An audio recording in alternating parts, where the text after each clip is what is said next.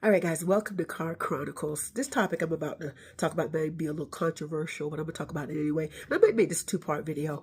But anyway, parents that have children, you have that age gap between them.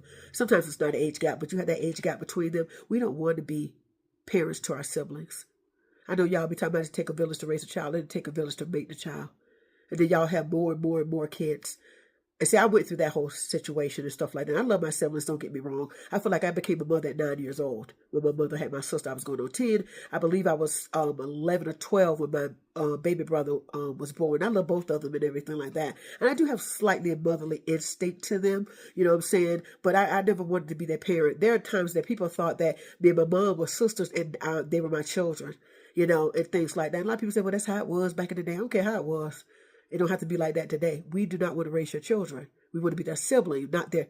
We don't want. You put the pressure on us to help raise your kids, and then you keep having these children that you really shouldn't be having. Now I love the babies, and no child is a mistake. When a man and woman come together, there's a possibility of pregnancy. Duh, we know that. You know what I'm saying? But it robs us. It robs us, and then you can't say you're tired of it because you'll get cussed out and jumped on to both. You know what I'm saying? And, you know, and I know that God can use whatever he wants. As you mature in Christ, God uses whatever he wants. So I think God told me, you know, like, he told me that I needed you there. That's why you were there. And I accepted that. That gave me peace. You know, and I'm not saying that you're not going to need help, this, that, that. I'm talking about when they blatantly pretty much take over your role. You're robbing them. I was never a teenager. Never. Never a teenager at all. Couldn't enjoy this, couldn't go to a football game. I always had to take them with me everywhere I go. What's up with that? These your kids.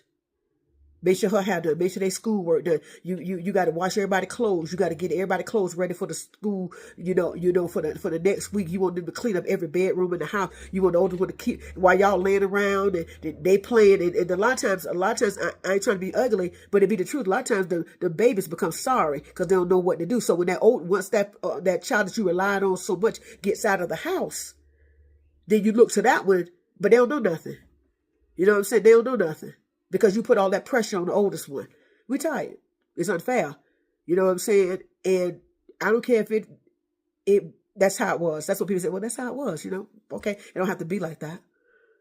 All right? So think about that, y'all. This is Car Chronicles. Until next time. Later.